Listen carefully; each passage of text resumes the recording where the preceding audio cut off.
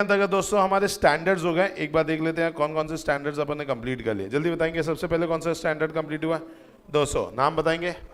Overall objective of independent auditor and conduct of audit in accordance with SAs. Very good. फिर अपन ने पढ़ लिया ऐसे 210 agreeing the terms of audit engagement.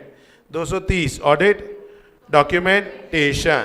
250 consideration of law, rules and regulation in an audit of financial statement. Okay, 260 communication with TCWJ. Okay, फिर है कौन सा? 265 communication of deficiency in internal control with management and TCWG. फिर अपन ने पढ़ लिया 299 जिसका नाम क्या है? Joint audit. क्या ये पूरे हो गए हमारे? फिर हमने पढ़ा 300 नाम क्या इसका? Audit planning. समझ में आ गया? फिर है 315 identifying and assessing the risk of material misstatement through understanding the entity, it's environment and internal control system. फिर है 320 क्या करता है? Audit materiality in planning and performing an audit of financial statement. फिर है 330 किसके बारे में बात करता है बताएंगे? Response to assessed risk. तो भाई 315 भी हो गया, 320 भी हो गया, 330 भी हो गया। चलो नेक्स्ट अपन ने बात किया था किसके बारे में? 450 इवैल्यूएशन ऑफ व्हाट दोस्तों? Miss statement.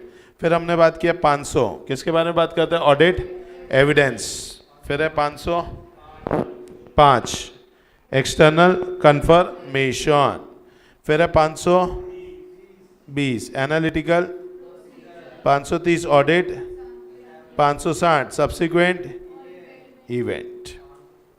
570 अभी हुआ नहीं है। 610 using the work of internal auditor. 700 forming an opinion and report on financial statement. 701 communicating of key audit matter paragraph. 705 modifying. 706 EMP and OMP. 710 अभी हुआ नहीं है।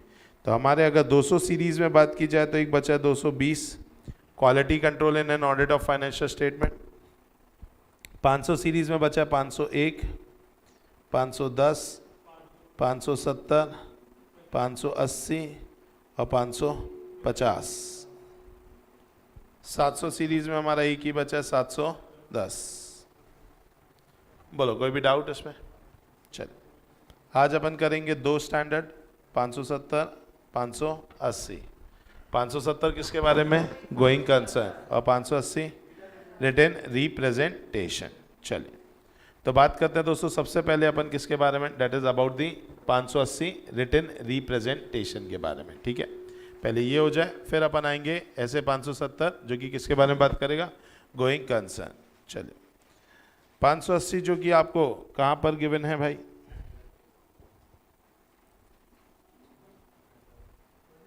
पेज नंबर 25 मिल गया क्या? चलिए दोस्तों तो आएंगे पेज नंबर 25 पे और दिया हुआ है कंसेप्ट जिसका नाम क्या है? SA 580 written representation. साहब ये क्या है रिटन रिप्रेजेंटेशन? रिटन रिप्रेजेंटेशन को अपन प्यार से बोलते हैं बेटा एमआरएल। क्या बोलते हैं? एमआरएल। और एमआरएल को अपन फुल फॉर्म वाइज बोलते हैं मैनेजमेंट रिप्रेजेंटेशन लेटर। ऑब्वियसली बात है, नाम से ही समझ में आ रहा है। पहली चीज ये एक लेटर है। लेटर है मतलब ओरल में होगा। किस में होगा? रिटर्न में होगा। और ये रिटर्न में होगा तो ये कौन लिख रहा है बेटा? मैनेजमेंट। और मैनेजमेंट लिख करके किसको दे रही है? ऑडिटर को। मतलब कोई तो भी एक ऐसा लेटर जो कि मैनेजमेंट लिख करके देगी ऑडिटर को, जिसमें मैनेजमेंट कुछ बातों के बारे में बताएगी। जिसमें पहली बात मैनेजमेंट बताएगी अपनी रिस्पॉन्सिबिलिटीज। आपको पता होगा मैनेजमेंट की दो मेन रिस्पॉन्सिबिलिटी होती है। पहला प्रिपरेशन ऑफ फाइनेंशियल स्टेटमेंट। किसका काम है? मैनेजमेंट का। और दूसरा इंटरनल कंट्रोल को बनाना और उसको इंप्लीमेंट करना। किसका काम है? मैनेजमेंट का। अकाउंटिंग पॉलिसीज को सिलेक्ट करना किसका काम है? मैनेजमेंट का। ये सारे काम मैनेजमेंट क्या कर देती है? बता देती है। किसको? ऑडिटर को।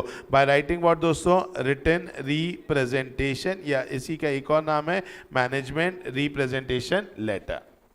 सर सिर्फ अपनी रिस्पॉन्सिबिलिटी बस बताती है क्या? आंसर इज नो, क्योंकि आपको पता है रिस्पॉन्सिबिलिटी एक और जगह बताई जाती है, एक और लेटर में बताई जाती है। Very good, engagement letter, letter of engagement, वो भी बनाया जाता है, उसमें भी रिस्पॉन्सिबिलिटी बताई जाती है। तो सर फिर इसमें अलग क्या है? इसमें अलग ये भी है कि रिस्पॉन्सिबिलिटी ही अकेला नहीं, इसके अलावा कई कई ऐसी जगह होगी जिन जगहों पर मैनेजमेंट के द्वारा ही हमें एविडेंस मिलेगा, क्योंकि उन जगहों पर कागज पत्तल नहीं है, उन जगहों पर कोई फॉर्मूला नहीं है, उन जगहों पर जो फिगर लिखे हैं फाइनेंशियल स्टेटमेंट में वो मैनेजमेंट ने अपने मन से लिखे हैं। Example, very good, PBDD, provision for doubtful debt, अब ये मैनेजमेंट ने अपने मन से लिखा है। अब ये मैनेजमेंट ने अगर अपने मन से लिखा है तो हमें इस चीज के ऊपर सबूत भी मैनेजमेंट ही देगा। कई जगह ऐसी होती है जहां पर हमको सबूत नहीं मिल पाता, ऐसा नहीं कि हम ढूंढ नहीं सकते, हम ढूंढना नहीं चाहते। एग्जाम्पल, जो धंधा है भाई वो फर्नीचर्स का है, और फर्नीचर बनता है लकड़ी से, बेटा बहुत शानदार बात बताई आपने, और लकड़ी मिलती है जंगल में, और जंगल में रहते हैं कौन रहते हैं बेटा? यस बेटा, हुआ हुआ करते हैं। अब आप जाएंगे बेटा इकट्ठा, लौट के आएंगे इंस्टॉलमेंट में, अच्छा लगेगा? नहीं। तो इसीलिए क्योंकि वहां पे आदिवासी बोलिए या आदिवासी के अलावा नेक्सलाइट बोलिए, वहां पर वो लोग रहते हैं बेटा। अब वहां पे बहुत बड़ा लकड़ी का क्लोजिंग स्टॉक रखा है कंपनी का, क्या हम गिनने जाएंगे? नहीं बेटा, जान है तो जहान है, और लकड़ियां जिंदगी में गिन लेंगे बेटा, समझ में आए? तो इसके लिए अपन को वहां तक जाने की जरूरत नहीं है। अब वहां पर हम तो नहीं जा पा रहे हैं, लेकिन हमको सबूत चाहिए। और मान के चलो इनके तो और भी जगहों पर होंगे, लेकिन छत्तीसगढ़ एक ऐसा एरिया जहां नक्सलाइट ज्यादा है, मान करके चलते हैं, तो हम बस इस एरिया की लकड़ियां नहीं गिन रहे। मध्य प्रदेश में लकड़ियां इनकी, महाराष्ट्र में भी लकड़ियां, आंध्र प्रदेश में भी लकड़ियां, वहां की लकड़ियां हमने गिन ली है, बस यहाँ की नहीं गिनी है, और हमें लग रहा है उतना ज्यादा कुछ खास दिक्कत भी नहीं है, तो चलो WR ही ले लेते हैं। किससे? वो भी हमारे लिए काफी हो जाएगा। तो कई कई जगहों पर सबूत के नाम पर हम किसको इस्तेमाल कर सकते हैं? WR। तो भाई WR लेने का कारण है पहला कि मैनेजमेंट की रिस्पॉन्सिबिलिटी पता चल जाती है, दूसरा WR लेने का कारण यह भी हो जाता है कि कई जगहों पर हमें सबूत चाहिए, वो सबूत हमें क्या कहां से मिल जाते हैं? WR से। और कई कई आप अगर स्टैंडर्ड्स पढ़ेंगे तो स्टैंडर्ड्स के अंदर ही लिखा है कि इसके लिए you need to take WR, लिखा है कि इसके लिए तो आपको WR लेना पड़ेगा। क्या ये बात समझ में? तो ये पूरा स्टैंडर्ड इसी के ऊपर है। क्या बोला गया? पढ़ेंगे बेटा। A written statement by management provided to the auditor. Aha, written statement by the management to the auditor to confirm certain matter, कुछ बातों को confirm करने के लिए, और to support other audit evidence, या फिर किसी audit evidence को support करने के लिए। WR are necessary information that auditor requires in connection with the audit, hence they are recognized as audit evidence as a response to inquiry। ये एक तरीके से response है किसका? inquiry के लिए। तो एक काम करते हैं, WR इतना अच्छा ही अगर हम एविडेंस है की तरह उसको इज्जत दे रहे हैं, तो उसी को ही लेकर के ऑडिट ही कर डालते पूरा, हर चीज के लिए, जिसके लिए सबूत चाहिए WR ले लो। तो क्या ऐसा सही रहेगा क्या? नहीं। इसीलिए 3rd पैराग्राफ पढ़ो, क्या लिखा, क्या बोल रहा है?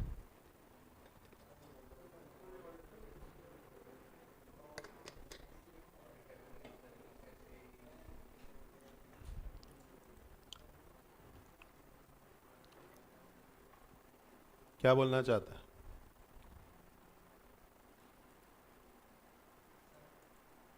बताइए। Although WR provides necessary audit evidence, they do not provide sufficient and appropriate audit evidence. वो नहीं होता। WR is therefore be requested from entities, CEO, CFO and other equivalent officers of the entity that do not use such title। क्या ये बात समझ में आ गई आपको? बेसिक एलिमेंट ऑफ MRL का बेसिक एलिमेंट क्या होता है? तो क्या बोला भाई यहाँ पे? Basic element of MRL are, पहला, it is a written statement by management provided to the auditor to confirm certain matter और to support other audit evidence. It does not include financial statement, the assertion therein और supporting books and records. क्या बोला? ये कोई financial statement, कोई WR नहीं है। Sir वो भी तो मैनेजमेंट बना के ऑडिटर को देता है। अरे वो फाइनेंशियल स्टेटमेंट है, वो कोई सबूत थोड़ी ना दे रहा है आपको, ठीक है। उसके जो सपोर्टिंग बुक्स एंड रिकॉर्ड्स है वो भी क्या नहीं है, WR नहीं है। The auditor shall request management to provide WR that it has fulfilled responsibility for the preparation of financial statement with applicable FRF, including where relevant fair presentation as set out in the terms in the audit engagement. The WR shall be for all financial statement and period referred for the auditor's report. क्या ये बात समझ में? चलिए next है objective of auditor. Auditor का क्या objective है, तो इस स्टैंडर्ड के हिसाब से ऑडिटर की क्या इच्छा है, क्या ऑब्जेक्टिव है, क्या पाना चाहता है।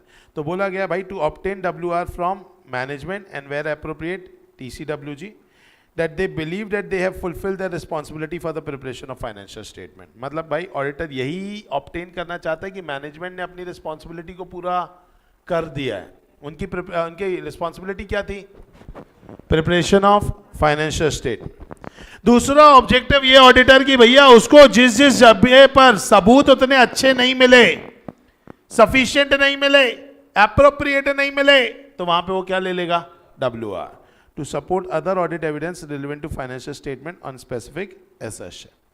और फिर WR मिलने के बाद आपको क्या करना है, रिस्पॉन्ड। अब आपको सोचना है क्या करूं मैं, to respond appropriately to WR provided by management and where appropriate TCWG। कुछ आया समझ में, पक्का अच्छे से? These are the objective.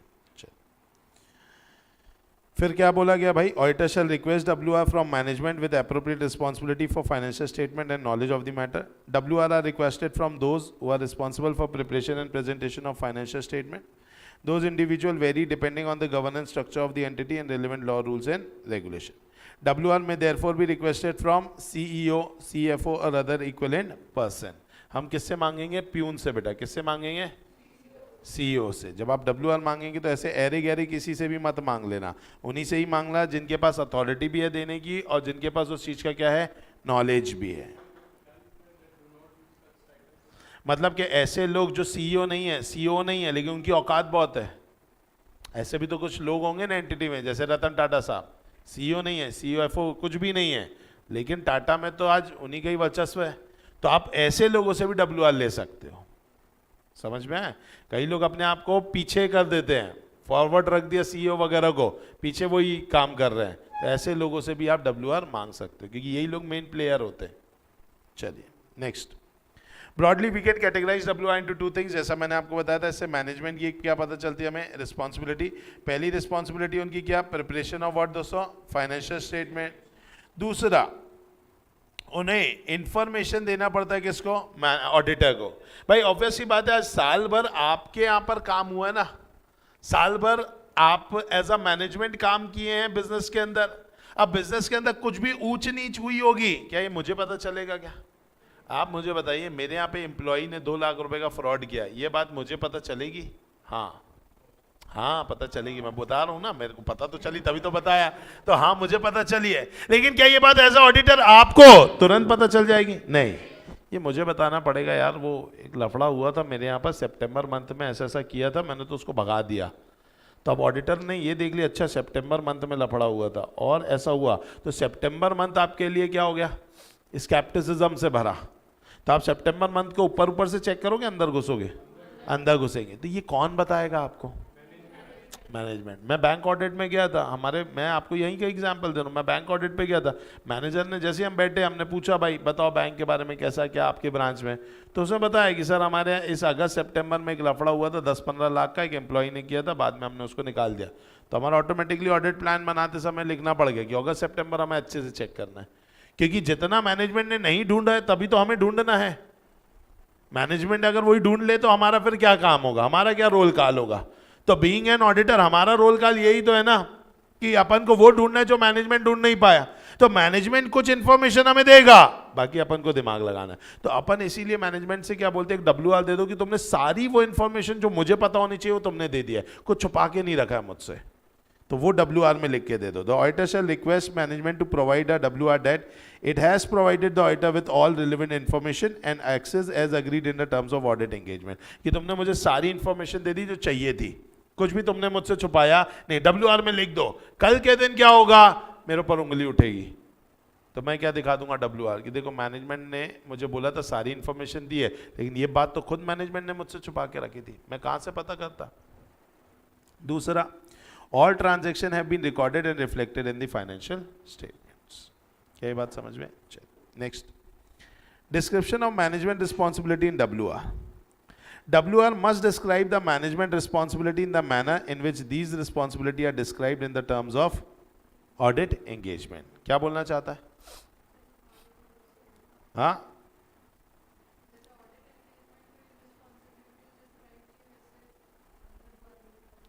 Very good. जो ऑडिट एंगेजमेंट LOE में आपने जो किया है वो आपको यहाँ पर पे भी क्या करनी है, उसी तरीके से डिस्क्राइब करनी है।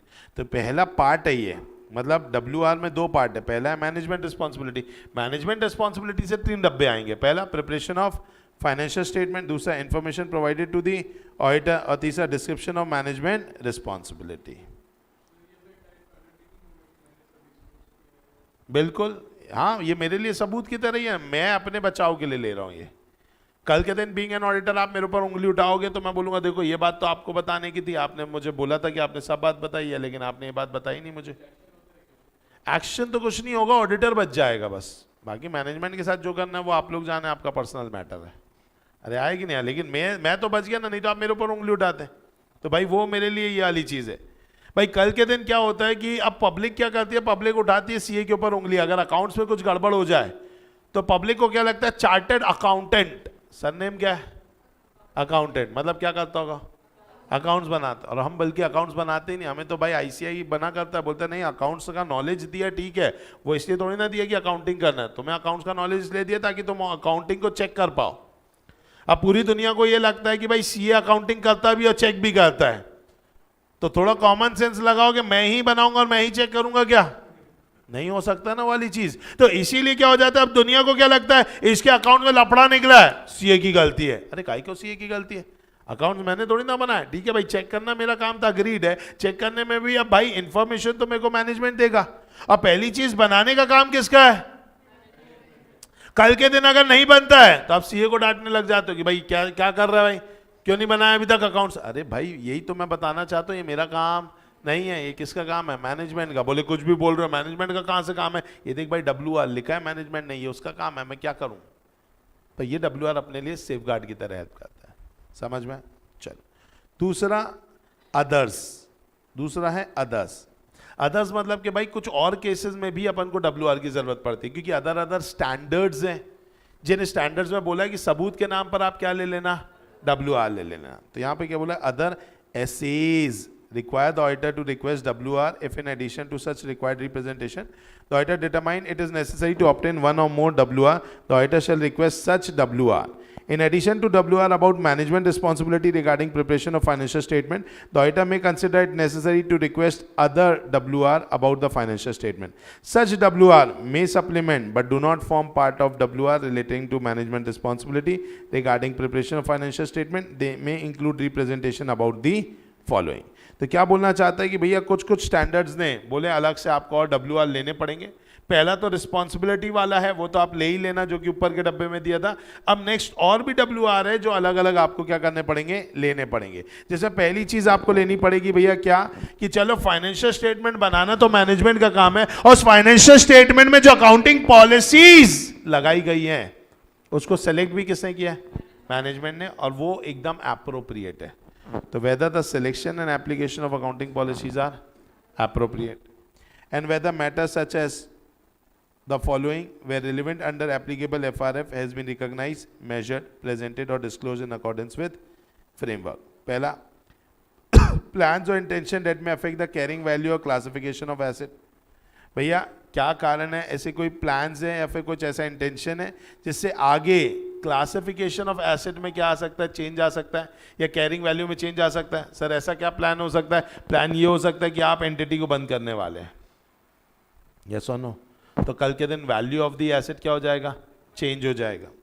Liability both actual and contingent, आपने मुझे सारी लाइबिलिटी बता दी, एक्चुअल भी और कंटिंजेंट भी। टाइटल टू और control over the asset, the lien और encumbrances on the asset and asset placed as what दोस्तों, कोलैटरल।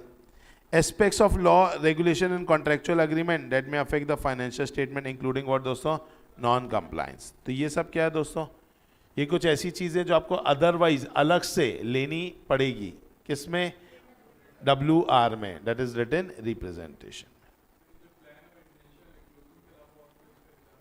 कैसा, इसके अलावा और हो सकता है मर्जर एंड अमैलगमेशन माइट बी, या माइट भी अगर आप क्या करने जा रहे हो कि आप बेसिकली फॉर एग्जांपल उस एसेट को अब आप उस पर कुछ मेजर वियर एंड मतलब मेजर उसमें चेंजेस ला करके अब उस एसेट की वैल्यू को बढ़ाने वाले हैं, तो वो वाली चीजें हो गई। क्या ये बात समझ में आई? चलो अब ऊपर आ जाएंगे वापस से।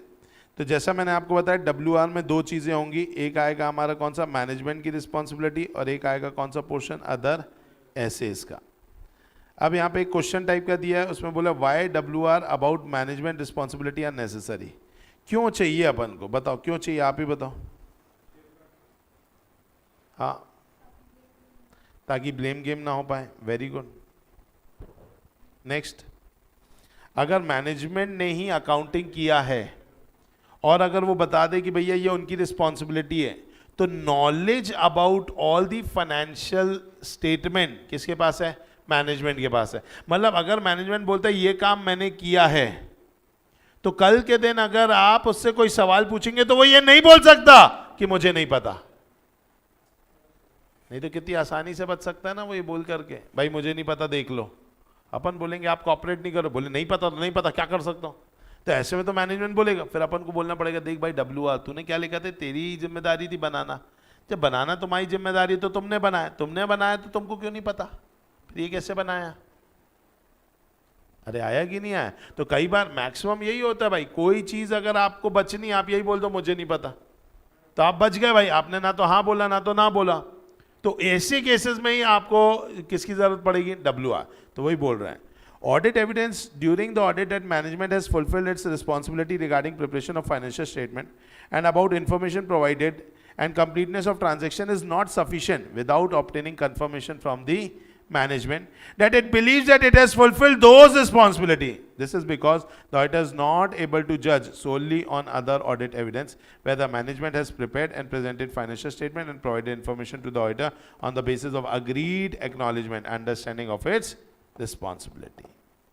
क्या ये बात समझ में आ गई, पक्का। चल, तो ये कुछ ऐसी नॉर्मल बातें हैं। हालांकि अगर अपन बात करें तो ऐसे 580 बहुत ज़्यादा एग्जाम में टेस्टेड नहीं है, बट ठीक है, एक बार हमें आइडिया होना चाहिए नॉर्मल चीज़ों का। MCQs ज़रूर इसमें से थोड़े बहुत आने के कभी कभार चांसेस रहते हैं। चल, नेक्स्ट थिंग क्या बोला गया है भाई, ध्यान से समझेंगे। Written representation about specific assertion. What is assertion, याद आ रहा है क्या, क्या था, MP कवर, याद आ रहा है, very good. Representation bye the management embodied in the financial statement. तो बेसिकली उसी को अपन असर्शन बोलते हैं। तो यहाँ पे बोले स्पेसिफिक असर्शन के लिए हमें क्या लेना पड़ेगा, WR। ठीक है, तो when obtaining evidence about or evaluating judgment and intention the auditor may consider one or more of the following. किसी भी चीज के लिए आपको जरूरत पड़ सकती है, आपको जानना पड़ेगा एंटिटी की क्या बेटा, पास्ट हिस्ट्री, एंटिटी का reason for choosing a particular course of action, entity's ability to pursue a specific course of action, existence or lack of any other information that might have been obtained during the course of the audit that may be inconsistent with the management's judgment. तो क्या बोला गया भाई, अगर आप कोई भी intention, कोई भी जजमेंट या कोई भी चीज जो मैनेजमेंट क्या कर रहा है, करने वाला है अपने जजमेंट में, तो उसको जानने से पहले या वो काम वो कर रहे हैं ऐसा बोल रहे हैं, उसको जानने से या वो काम हो भी सकता है कि नहीं, उसको देखने से पहले आपको ये बातों का ख्याल रखना पड़ेगा।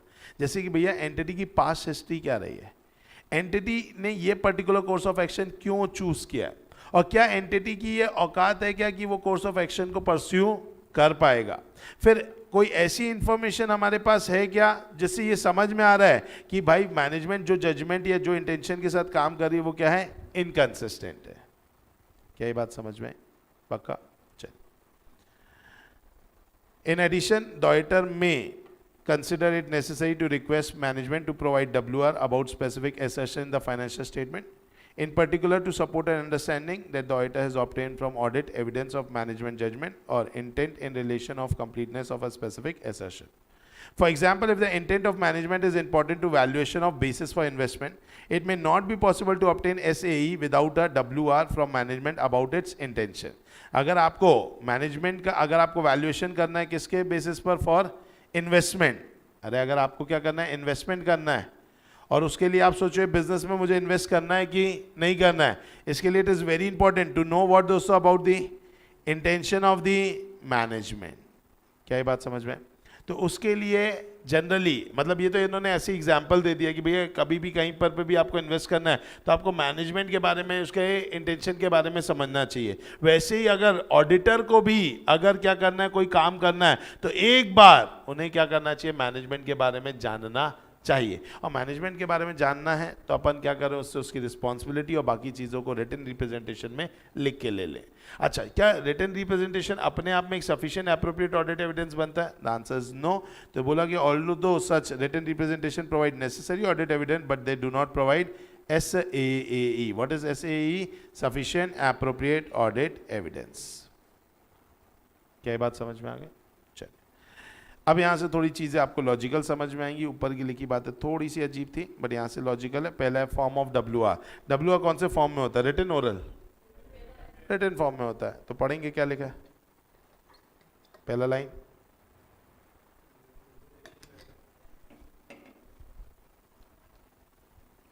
Written representation in the form of letter, ठीक है, एड्रेस टू दी ऑडिटर। चलो, डेट एंड पीरियड कवर्ड, क्या डेट डाली जाएगी WR में? ऑडिट रिपोर्ट के बाद वाली डेट डालेंगे कि पहले वाली? पहले वाली डेट डालेंगे कि बाद वाली? पहले वाली डेट डालेंगे। क्यों? Very good. आज अगर अपन बात करें भाई, तो भाई आज अगर बात की जाए WR की, तो WR में आपके लिए एक ऑडिट एविडेंस है WR। आप उसके बाद ही ऑडिट रिपोर्ट को साइन करोगे ना, आप उसके पहले कैसे ऑडिट रिपोर्ट को साइन कर सकते हो? मतलब रिपोर्ट साइन कर दी, बाद में एविडेंस ढूंढ रहे हो? नहीं ना, ऐसा नहीं हो सकता ना। तो क्या बोला कि because WR are necessary audit evidence, audit opinion can not be express and audit report can not be dated before the date of the WR। क्या ये बात समझ में?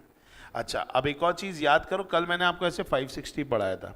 560 का पहला डब्बा अगर आपको याद होगा तो उस पर लिखा था इवेंट्स। कौन से events? After the date of financial statement but before the date of auditor report. अब ये चीजें तो आपको पता नहीं चलती है ना कि कोई ऐसा इवेंट हो गया क्या जो कि फाइनेंशियल स्टेटमेंट की डेट के बाद हुआ और ऑडिट रिपोर्ट की डेट के पहले हुआ, और जो किसको अफेक्ट करता हो? पिछले साल की फाइनेंशियल स्टेटमेंट को। ये बात तो आपको पता नहीं चलेगी। तो ये बात आपको पता, आपको नहीं पता चलेगी, तो ये आपको कौन बताएगा? मैनेजमेंट। तो आपको उससे क्या मांगना होगा? WR। तो further more because the auditor is concern with the event occurring up to the date of auditor report. क्या अब ये लाइन समझ में आई? क्या लाइन समझ में आई? Okay. Debt may require what दोस्तों? एडजस्टमेंट और disclosure in the financial statement. The WR is dated as near as practicable but not after the date of auditor report. तो WR आपको ऑडिट रिपोर्ट के जितना पास हो उतना पास आपको लेना चाहिए। क्यों? क्योंकि आप ऐसे इवेंट को भी इज्जत देते हो जो फाइनेंशियल स्टेटमेंट खत्म होने के बाद हो रहे हैं, तो आपको उस इवेंट की इंफॉर्मेशन WR के थ्रू ही मिलेगी। तो इसीलिए भाई मैनेजमेंट का वो जो WR रहेगा वो आपको एज नियर एज प्रैक्टिकेबल आपको डेट एंड साइन करना चाहिए। क्या ये बात समझ में आएगी? नहीं आई? पक्का? अच्छे से चलो। हाँ बिल्कुल होता है, क्या दिक्कत है? 31 मार्च को अगर मान लीजिए मेरा क्या हुआ, फाइनेंशियल स्टेटमेंट खत्म हुआ, 31 जुलाई को मुझे क्या करना है? ऑडिट रिपोर्ट साइन करनी है। अब अगर आप सोचो आपने उठा करके अप्रैल में ही आपने 14 अप्रैल को ही क्या ले लिया, WR लेके खत्म कर दिया, तो यहाँ से यहाँ तक के इवेंट की कहानी तो पता ही नहीं चलेगी ना, अपने पास सबूत ही नहीं रहेगा। अपन तो अपना एविडेंस ढूंढेंगे लेकिन थोड़ा तो अपन को रिलाय सामने वाले के ऊपर भी करना पड़ेगा। तो अपन यही चाहेंगे कि यार क्या हो, 31/7 को अगर मैं रिपोर्ट साइन कर रहा हूँ तो एटलीस्ट 28/7 29/7 तक के मुझे क्या मिल जाए? WR। मतलब WR 28/7 के आसपास का मिले, तो उससे क्या होगा, वो सारे इवेंट भी जो हुए होंगे, जो एडजस्टमेंट चाहते हैं, उसकी इंफॉर्मेशन भी उसने हमें दे दी होगी। किसमें? उस WR में। तो अप्रैल वाला WR नहीं लेना है, अपन को यहां पर लेना है WR। बोलो यस और नो? चले, हाँ नहीं पढ़ना तो पड़ेगा। देखो अब आप पूरा अंधा विश्वास इसके ऊपर नहीं कर सकते। अब अगर आप इन्हीं के ऊपर विश्वास करो तो ऑडिट ही खत्म, तुम्हारा स्केप्टिज्म जीरो हो गया। मतलब वापस से बताएंगे इस क्वेश्चन को?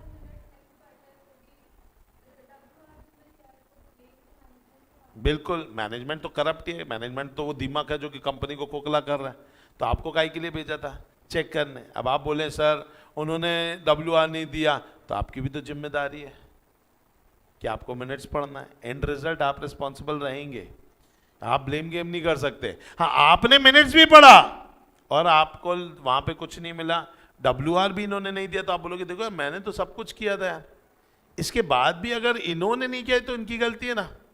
कुछ समझ में आ रहा है कि नहीं यार?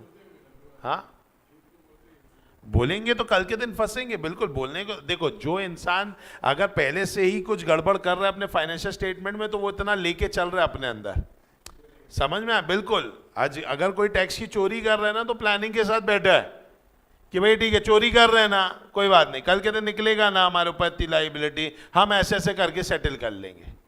आज मुझे टैक्स देना पड़ेगा 3 करोड़, कल कोई ऑफिसर आएगा सेटिंग करके 1 करोड़ में काम हो जाएगा। ठीक है ना भाई, मैं तैयार हूं उस चीज के लिए। गेटिंग माय पॉइंट और नॉट? तो अगर वो मेंटेलिटी के साथ इंसान काम कर रहा है तो फिर उसको कोई डर ही नहीं है ना, फिर WR इफेक्टिव नहीं होगा। बिल्कुल सही। अब उसकी मेंटालिटी ही वही है, वो जब तक के बचा हुआ है तब तक के ठीक है, लेकिन जिस दिन फंसेगा उस दिन हो सकता है लंबे से जाए। तो वो वाली कहानी है। तो अभी तो वो आप उससे जो बोलोगे करेंगे। मतलब मैंने नागपुर में एक जन का ऑडिट किया था, वो आदमी इतना फर्जी आदमी, मतलब मैं क्या बोलूं, वो सीमेंट इंडस्ट्री या किसी इंडस्ट्री के, तो मैं भूल रहा हूँ, ठीक है, लेबर के बिल विल थे, इतनी एंट्री लेबर पेमेंट की, पास की भी, एक का भी वाउचर नहीं। एक दिन मैं उनको बुलाया ऑफिस, मतलब सीधा एक तो मालिक ही आया, मालिक ही अकाउंटिंग करता था उसकी। तो ठीक है, मैंने मालिक से बोला, मैं कहा ये प्रॉब्लम, एटीट्यूड उसके अंदर बहुत था, मतलब ऐसा था। आप बोले क्या क्या नहीं मिला है? अच्छा ये ना निकाल के दे दो लिस्ट, कल इसका वाउचर बना के दे देंगे। मैं कहा बना के नहीं, मेरे को वाउचर चाहिए असली।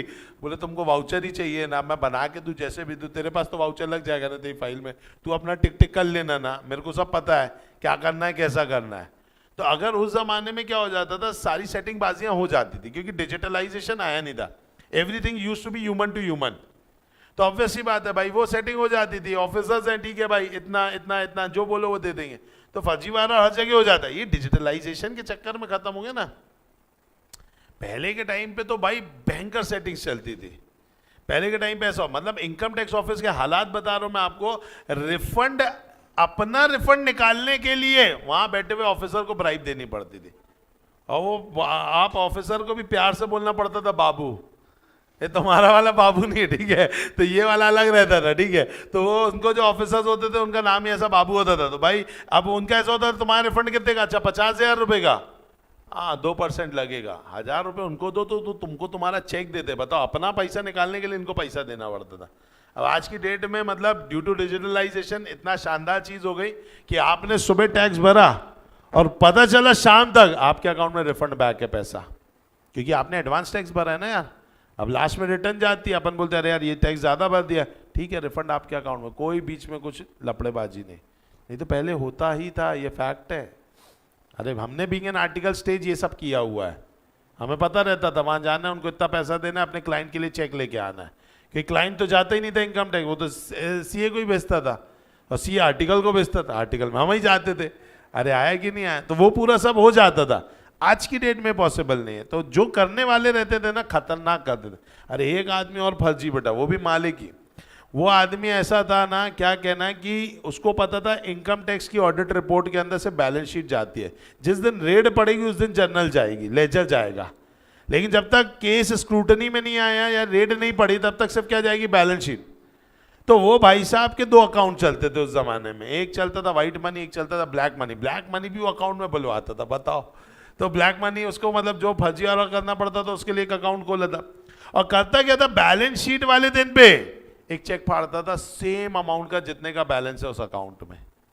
मतलब ICICI बैंक है, 51,353 रुपये 40 पैसा, तो पूरा चेक फाड़ेगा 51,353 रुपये 40 पैसा, 31 मार्च को फाड़ता था, एंट्री पास कर दी, यहाँ से बैलेंस शीट में बैंक अकाउंट उड़ा दिया, अप्रैल में बोला चेक रिटर्न, वापस से उड़ गया। अरे आया कि नहीं आया? तो 31 मार्च तुमने क्या कर दिया? डाउन कर दिया, जीरो कर दिया, बैलेंस शीट से उड़ गया ना। जो चीज जीरो होती है बैलेंस शीट में आती है क्या? नहीं ना। तो बैंक अकाउंट ही नहीं दिख रहा और अपने कैपिटल में ऐड कर लिया वो पैसे को, तो वो एंट्री में दिख रहा है लेकिन किस में नहीं दिख रहा? बैलेंस शीट में नहीं दिख रहा ना। और इनकम टैक्स डिपार्टमेंट में सिर्फ क्या जा रही? बोलो ना, बैलेंस शीट जा रही है, तो वहां पे दिख ही नहीं रहा। तो वहां कैपिटल अकाउंट उसका बढ़ गया और बैंक वो हो गया, बाद में रिवर्स एंट्री मार दिया, वापस कैपिटल को कम किया, फिर बैंक अकाउंट उड़ गया, फिर साल भर ट्रांजैक्शन कर रहा, फिर 31 मार्च में बंद कर देना। तो आप सोचो, लोग इस तरीके का फ्रॉड प्लान कर सकते हैं ना यार, अगर करना हो तो दिस इज द वर्किंग, ऐसे करते हैं लोग। क्या ये बात समझ में? अब वो तैयार है हर चीज के लिए, जब इतना कर ही रहे हो तो दे आर वेल प्रिपेयर्ड, आएगा संभाल लेंगे। समझ में आएगी नहीं? यस। चलो, तो ये वाला कंसेप्ट है दोस्तों। आइए, auditor duty when reliability of WR is doubtful. अब ध्यान से समझेंगे, WR हमें कौन ने दिया? मैनेजमेंट ने दिया।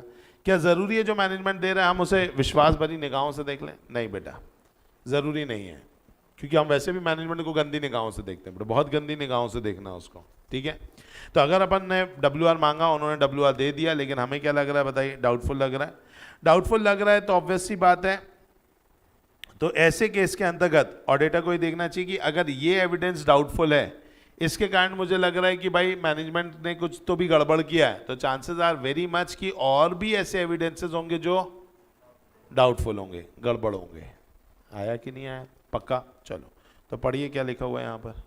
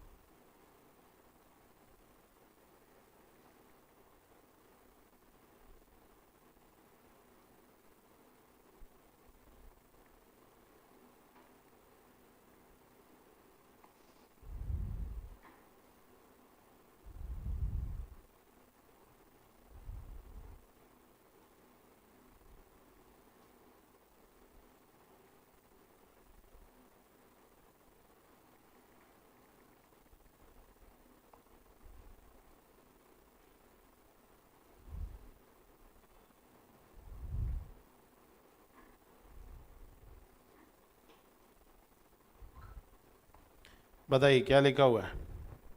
अगर ऑडिटर को डाउट हो रहा है किसके ऊपर?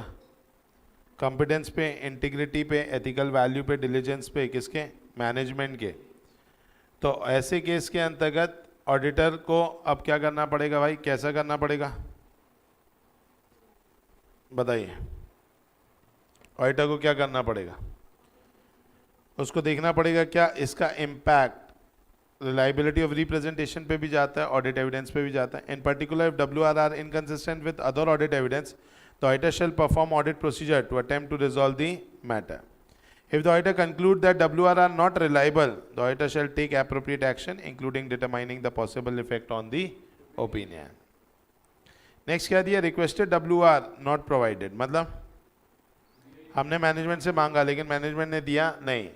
अब नहीं दे रहा है तो ऑब्वियस सी बात है अपन को डिस्कस करना पड़ेगा किससे? मैनेजमेंट से, और उनकी इंटीग्रिटी को चेक करना पड़ेगा, उनका इफेक्ट देखना पड़ेगा किस पे? ऑडिट रिपोर्ट पे। कई बार ऐसा भी होता है मैनेजमेंट इज़ वेरी बिजी, ऐसा नहीं कि वो देना नहीं चाहता, लेकिन वो बिजी रह जाता है। वो बिजी रहता है तो ऑब्वियसली बात है, ऐसे केस में क्या बोला जाता है कि भाई ठीक है चलो बिजी है तो कोई बात नहीं, हम आपके लिए बना करके दे देते हैं। ऑडिटर ये बोलता है भैया ठीक है तुम तो नहीं बना पा रहे, बिजी हो, बार बार टरका रहे हो, मैं लिख करके दे देता हूँ, बस तुम उसको क्या कर दो? साइन कर दो। In case management is not willing to give representation, the auditor must himself prepare a letter of in writing setting out his understanding of management and request them to confirm the representation is correct. Next दिया effect on audit report. Audit report पे इस बात का effect क्या होगा? अगर आपको क्या नहीं मिला? WR नहीं मिला, या WR अगर डाउटफुल मिला है, तो ऐसे केस में आपके पास क्या नहीं आया? एविडेंस नहीं आया, सबूत नहीं आया। सबूत नहीं आया तो आप क्या करेंगे? डिस्क्लेम कर देंगे। तो auditor shall disclaim an opinion if auditor conclude that there is a sufficient doubt about the integrity of the management, that WR are not reliable, management does not provide WR. बताइए कोई भी doubt? चलो जल्दी से ये question पढ़ेंगे, बहुत ही शानदार क्वेश्चन है और बहुत ही ज़्यादा बार पूछे जाने वाला क्वेश्चन है। जल्दी से पढ़ेंगे ये क्वेश्चन को।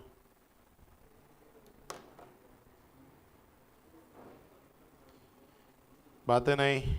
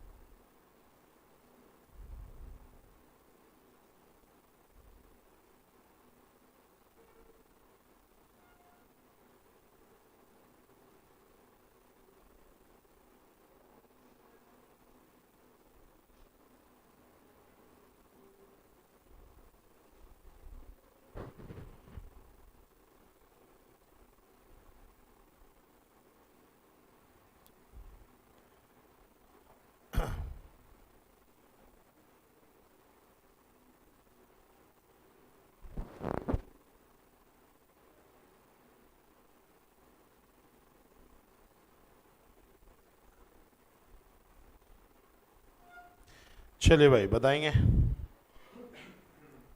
एलिमेंट्स पूछे किसके? MRL के। क्या क्या एलिमेंट्स है? पहला चीज़ रिटन स्टेटमेंट है जिसमें कंफर्म करेंगे कुछ मैटर को। इसमें फाइनेंशियल स्टेटमेंट या असर्शन नहीं आता है। रिक्वेस्ट करते हैं that it has fulfil the responsibility. और WR जो है वो for all financial statement and period रहेंगे, जो कि रिफर्ड होता है किसमें? ऑडिटर रिपोर्ट में। अगर मैनेजमेंट रिफ्यूज़ कर देती है तो अपन को क्या करना चाहिए? डिस्कस करना चाहिए matter with the management, reevaluate the integrity and take appropriate action। फिर नेक्स्ट क्या दिया हुआ है पढ़ेंगे एक बार, बहुत ही शानदार क्वेश्चन है ये भी।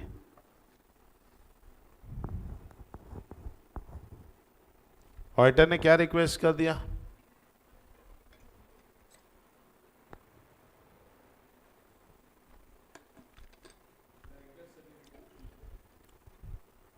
FD के लिए उन्होंने सर्टिफिकेट मांगा और उन्होंने बदले में क्या दे दिया? तो क्या रिटन रिप्रेजेंटेशन अकेला चलेगा क्या? नहीं चलेगा। एग्जाम्पल दिया हुआ रिटन रिप्रेजेंटेशन का, ये चाहेंगे तो एक बार पढ़ लेंगे, बताएंगे इस तरीके से। ऐसे कौन सा कंप्लीट होता है हमारा? 580।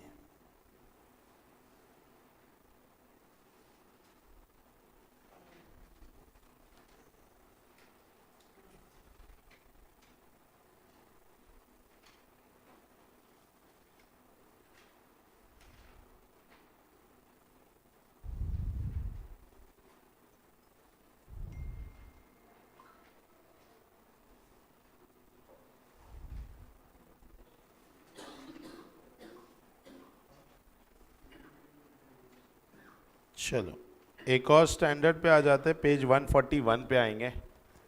थोड़ा सा नॉर्मलाइज स्टैंडर्ड पे आ जाते हैं, थोड़ा सा इजी स्टैंडर्ड है, इसको पहले कर लेते क्योंकि 570 में फिर बहुत सारी बातें डेप्थ में रहेगा स्टैंडर्ड। चलो तो ये स्टैंडर्ड जो है ये है, नाम देखेंगे क्या दिया हुआ है? ऐसे 510 क्या बोल रहा है? Initial audit engagement dash opening balances. क्या मैं जान सकता हूँ what do you mean by initial audit engagement? अपन को पहली बार क्या मिला है? ऑडिट मिला है। पहला ऑडिट है बेटा, ठीक है नलायको। तो पहला क्या बताइए? ऑडिट है। अब पहली बार मैं ऑडिट करने जा रहा हूं कि ये एंटिटी का पहली बार ऑडिट है। आपका पहला ऑडिट है कि एंटिटी का पहला ऑडिट? दोनों हो सकता है। एंटिटी का भी पहला ऑडिट हो सकता है, या फिर शायद मैं पहली बार इस एंटिटी का ऑडिट करने जा रहा हूं। उसमें भी हम ज्यादा बायस रहेंगे उसी बात पे कि मैं पहली बार इस एंटिटी का ऑडिट करने जा रहा हूं।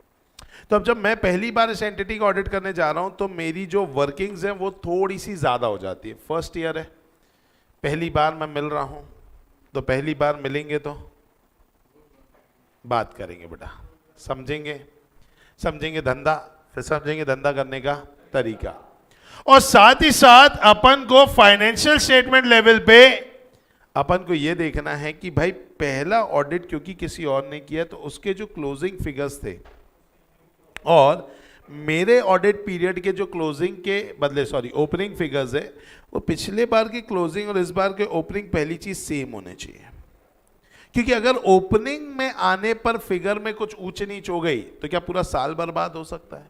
यस तो it is very important for me to check कि भाई पिछले साल का क्लोजिंग फिगर ही इस साल का क्या बना है, ओपनिंग बना है। और पिछले साल का क्लोजिंग देखने से सिर्फ और सिर्फ आपको फिगर का आइडिया नहीं होता है, एक और चीज उसमें छुपी होती है, पता है आपको? जब आप पिछली बार का क्या चेक करेंगे, फिगर चेक करेंगे, तो फिगर चेक करके आपको सिर्फ और सिर्फ क्या नहीं पता चलेगा, उसका आपको सिर्फ फिगर नहीं पता चलेगा, एक बात और होती है जो कि छुपी होती है किसके अंदर, उस फिगर के अंदर, और वो होती है पॉलिसीज। आज अगर मान लीजिए मुझे चेक करना है कि भैया पॉलिसी कंसिस्टेंट होनी चाहिए, कैसी होनी चाहिए, कंसिस्टेंट, तो कंसिस्टेंट होने के लिए इट इज वेरी इंपॉर्टेंट कि भैया जो पिछले साल पॉलिसी लगाई गई वही पॉलिसी इस साल भी होनी चाहिए। तो पिछले साल क्या पॉलिसी लगाई थी, इसके लिए आपको पिछले साल का फिगर देखना पड़ेगा। पिछले साल का फिगर देख करके आपको समझ में आ सकता है कि पॉलिसी पिछली बार कौन सी लगाई गई होगी। तो इसीलिए अगर हम बात करें तो यहाँ पर क्या बोला गया है, यहाँ पर अगर आप अच्छे से पढ़ेंगे तो क्या बोला है, in conducting an initial audit engagement the objective of the auditor with respect to opening balance is to obtain SAAE। किसके बारे में, about whether opening balance contain misstatement that materially affect the current period financial statement। क्या opening balance में ऐसा कोई misstatement है जो कि करेंट पीरियड के फाइनेंशियल स्टेटमेंट को क्या करता है, अफेक्ट करता है? An appropriate accounting policies reflected in the opening balance have been consistently applied in the current period financial statement or changes thereto are properly accounted for and adequately presented and disclosed। क्या बोलना चाहता है बताइए, कि जो भी accounting policies है जो कि ओपनिंग बैलेंसेस में वो कंसिस्टेंटली अप्लाई की जा रही है, एक जैसी अप्लाई की जा रही है in the current period financial statement, और चेंजेस देयरटू आर प्रॉपर्ली अकाउंटेड। क्या ये बात समझ में आई? बोलो यस और नो। अब आपको समझना है यहाँ पे अलग अलग शब्दों के बारे में, एक दिया हुआ इनिशियल ऑडिट एंगेजमेंट, एक दिया हुआ प्रीडिसेसर ऑडिटर, एक दिया ओपनिंग बैलेंस। पहले पढ़ो प्रीडिसेसर ऑडिटर। क्या होता है प्रीडिसेसर ऑडिटर? हाँ ओके, इस कंपनी का ऑडिट जो हमसे पहले कर रहा था उसे अपन क्या बोलेंगे, predecessor auditor. Very good. Next पढ़ेंगे ओपनिंग बैलेंस और इनिशियल। पहले पढ़ो इनिशियल ऑडिट एंगेजमेंट। क्या बोल रहा है,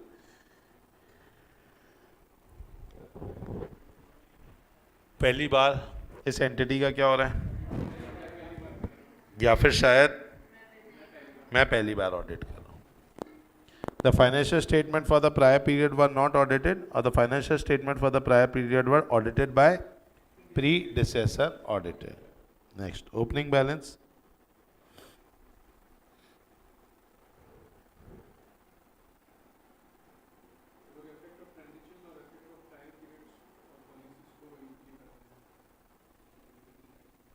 The account balances that exist at the beginning of the period. Opening balances are based upon closing balances of the prior period and reflect the effect of transaction and the event of prior period and accounting policies applied in the prior period।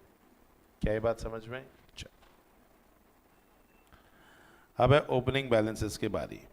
तो number 1 point क्या बोला है, कैसे पता करोगे?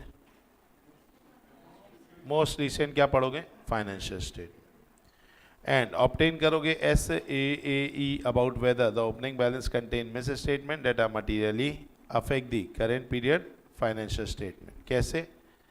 Bye determining whether prior period closing balance have been correctly brought forward to the current period, determining whether opening balances reflect the application of appropriate accounting policy and performing one or more of the following। क्या क्या? पहला, where the prior year financial statement are audited by using the copy of audited financial statement, evaluating whether audit procedure performed in the current period provide evidence relevant to the opening balance and perform specific audit procedure to obtain evidence regarding the opening balance. जल्दी से पूरा second point समझाओ. अब इतना तो आपको आना चाहिए. सेकंड पॉइंट पूरा समझाओ.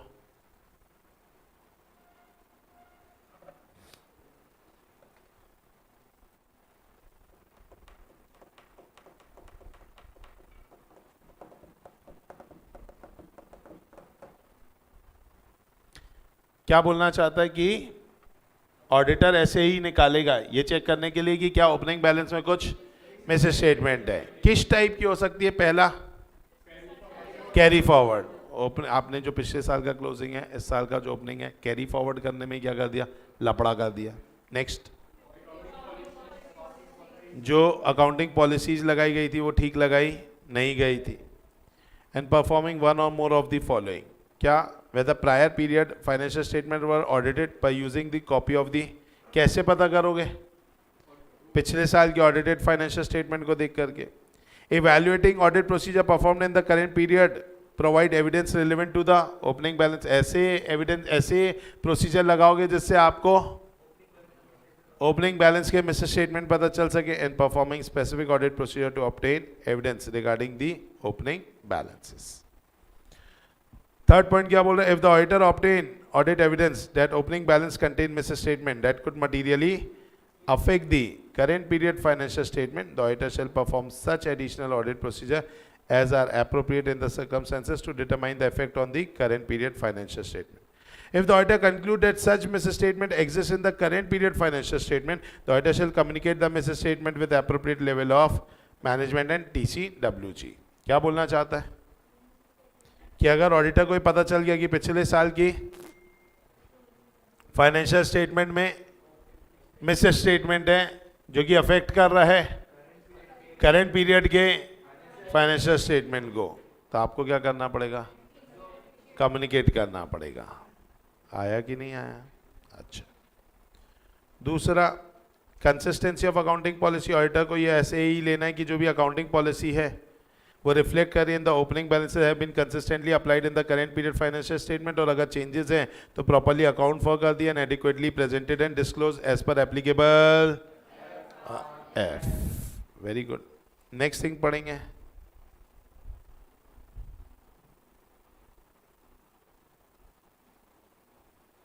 अगर प्रायर पीरियड फाइनेंशियल स्टेटमेंट जो कि अगर मान लीजिए क्या किया है, ऑडिट किया है by predecessor auditor, there was a modification to the opinion, the auditor shall evaluate the effect of matter giving rise to the modification. ठीक है. तो अगर पिछले साल का मॉडिफाइड ओपिनियन आए तो इस साल पे भी कुछ लफड़ा हो सकता है, तो अपन को रोमम हाई रख करके चेकिंग करनी चाहिए. अब बोला है ऑडिट कंक्लूजन. आप ही पढ़ेंगे और समझाएंगे. ओपनिंग बैलेंस का पढ़ो एक पूरा डब्बा. किसी भी बच्चे से पूछूंगा मैं.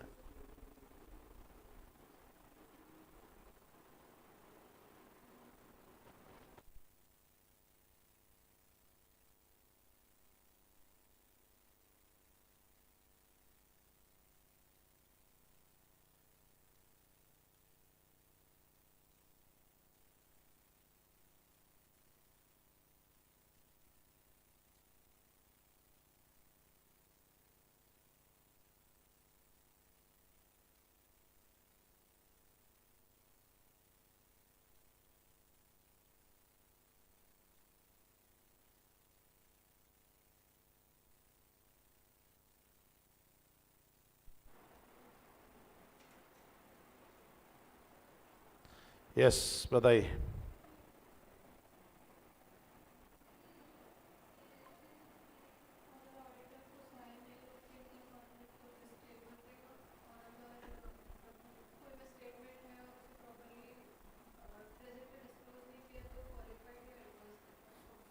तो अगर ऑडिटर ऑब्टेन नहीं कर पाया ऐसे ही किसके बारे में? ओपनिंग बैलेंस के बारे में, तो क्या देगा? डिस्क्लेमर. और अगर ऑडिटर कंक्लूड करता है कि ओपनिंग बैलेंस जो है वो मिस स्टेटमेंट है जो कि मटीरियली अफेक्ट करता है and the effect of miss statement is not properly accounted for, तो क्वालिफाइड या एडवर्स देगा. अकाउंटिंग पॉलिसी पर क्या बोला है पढ़ेंगे.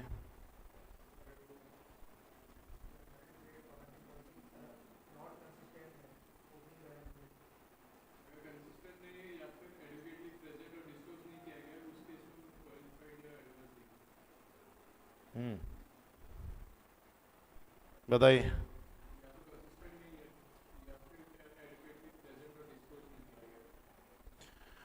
तो बोला गया भाई कि अगर मान लीजिए कि करंट पीरियड की अकाउंटिंग पॉलिसी जो है वो कंसिस्टेंट नहीं है, किसके साथ?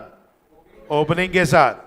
तो चेंज इन अकाउंटिंग पॉलिसी आपको अगर करने हैं तो करो, लेकिन आपको उसको properly accounted for and disclose करना चाहिए। अब इन्होंने अकाउंट फॉर भी नहीं किया, डिस्क्लोज नहीं किया, तो आप क्या दोगे? क्वालिफाइड या एडवर्स। अब modification on the opinion in the predecessor auditor report, ये क्या बोल रहा है?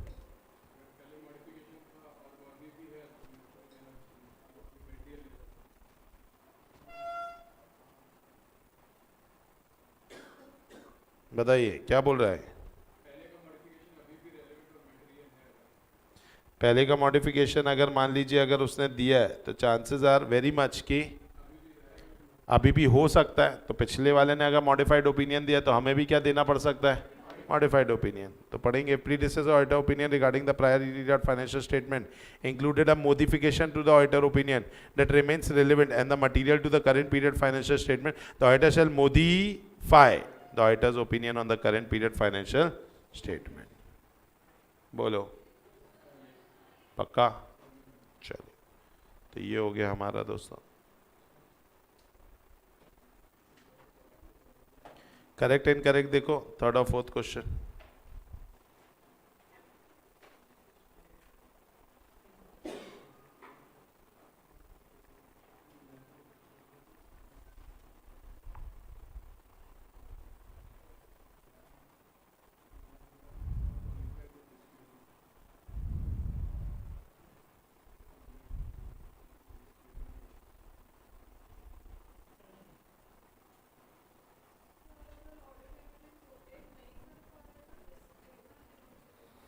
लेकिन अगर वो परवेसिव नहीं हुआ तो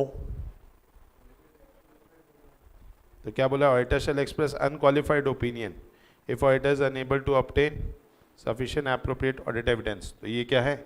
इनकरेक्ट है, क्योंकि ऐसे केस में वो देगा या तो क्वालिफाइड या तो देगा disclaimer. And auditor is not concern with the consistency of accounting policy. क्या वो कंसर्न नहीं रहता है? क्या रहता है? ऑब्वियसली बात है भाई, अकाउंटिंग पॉलिसी कैसी रहनी चाहिए? Acceptable and consistent. पक्का? यहाँ पर हमारा एक स्टैंडर्ड और कंप्लीट हो जाता है। कौन सा? 510। बताइए। विदाउट सिंपा? पक्का? चलो, इसी कड़ी में एक स्टैंडर्ड अपन और कर सकते हैं जो कि छोटा सा स्टैंडर्ड है। जैसा 510 है वैसे ही एक 501 है। पेज नंबर 146 पे आएंगे। छोटे छोटे स्टैंडर्ड करा रहा हूँ, आज मुझे हालात नहीं दिख रहे हैं कि आप 570 को झेल पाएंगे, इसीलिए मैं 570 नहीं कराते हुए छोटे छोटे स्टैंडर्ड पे अपन है। तो ऐसे 501 में है अपन, क्या दिख रहा है दोस्तों? Audit evidence dash specific consideration for selected item. तो अगर अपन बात करें तो यहां पे हम specific consideration for selected item, मतलब यहां पर हम बात करने वाले हैं कुछ गिने चुने आइटम्स के बारे में जिसमें ऑडिट एविडेंस की बातें हैं।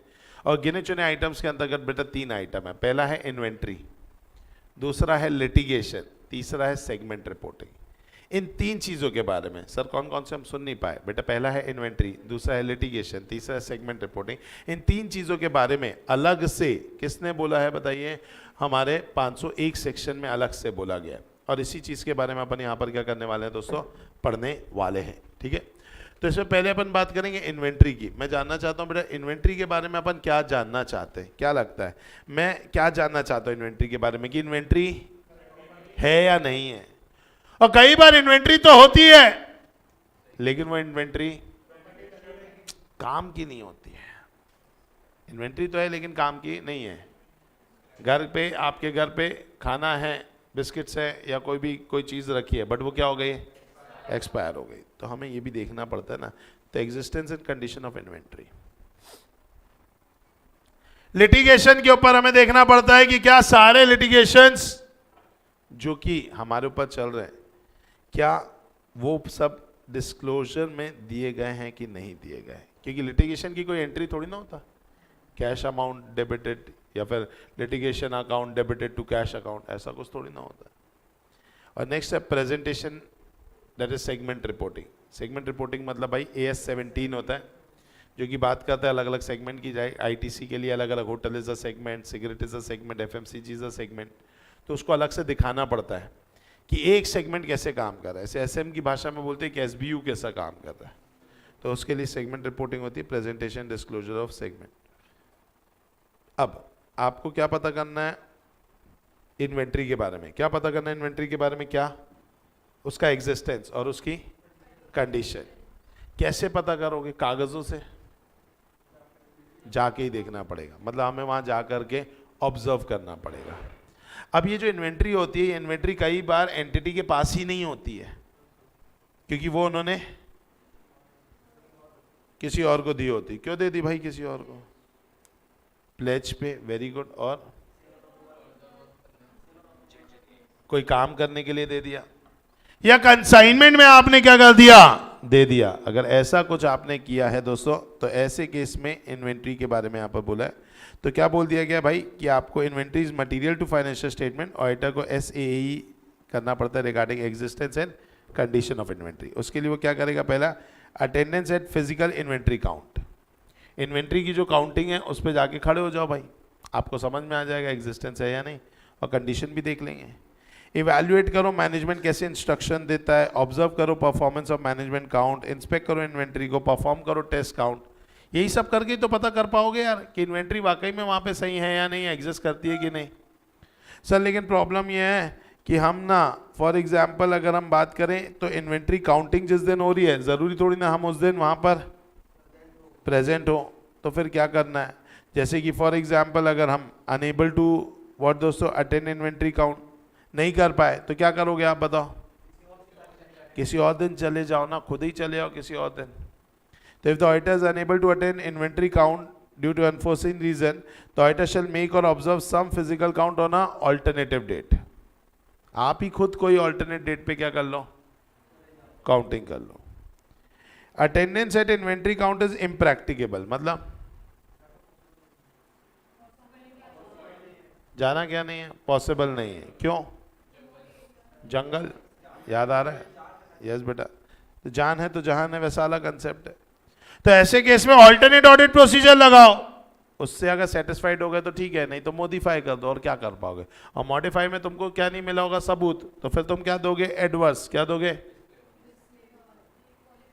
क्वालिफाइड या डिस्क्लेमर, दोनों में से कोई भी, डिपेंडिंग अपॉन। परवेसिवनेस ज्यादा है तो डिस्क्लेमर, और परवेसिवनेस कम है तो qualified. Perform alternate audit procedure to obtain SAE about the existence and condition, जैसे कि इंस्पेक्शन कर सकते हो ऑफ द डॉक्यूमेंट वगैरह। If it is not possible to do so, modify कर दो in accordance with SA 705। Inventory under the control of third party, third party के पास है इन्वेंट्री, तो फिर क्या करें? थर्ड पार्टी से ही कंफर्मेशन मंगा लो भाई, या फिर अपन खुद जा करके वहां पे क्या कर दो? इंस्पेक्शन कर दो। क्या ये बात समझ में आई कि नहीं आई? यस और नो? अच्छा, इन्वेंट्री की counting is conducted at date other than balance sheet date, तो क्या बोला है? यस, ऑब्वियसली बात है। अब किसी और डेट पे ही काउंटिंग हो रही है, तो तुम उस डेट में जाके खड़े भी हो जाओगे तो ठीक है, हो गए खड़े, कोई दिक्कत नहीं। 5 अप्रैल को काउंटिंग हो रही है, लेकिन अपन को फाइनेंशियल स्टेटमेंट तो 31 मार्च का है ना, तो 5 अप्रैल से 31 मार्च रिवर्स जाना पड़ेगा। तो सारे सेल को क्या करेंगे? प्लस, और सारे परचेज को करेंगे माइनस, तो अपन 31 मार्च पहुंच जाएंगे। ये सुनो पक्का? चलो, अब यहां पर अगर हम बात करें attendance at physical inventory counting, जब फिजिकल इन्वेंट्री काउंटिंग पे खड़े रहोगे वहां पर, तो क्या करोगे? ABC 3 पॉइंट दिए, पढ़ो क्या करोगे वहां पर? ऊपर वाले पेज में जस्ट उसके ऊपर दिया कि फिजिकल इन्वेंट्री काउंटिंग में खड़े रहोगे तो क्या क्या करते रहोगे। तीनों पॉइंट रीड करेंगे एक बार फास्ट।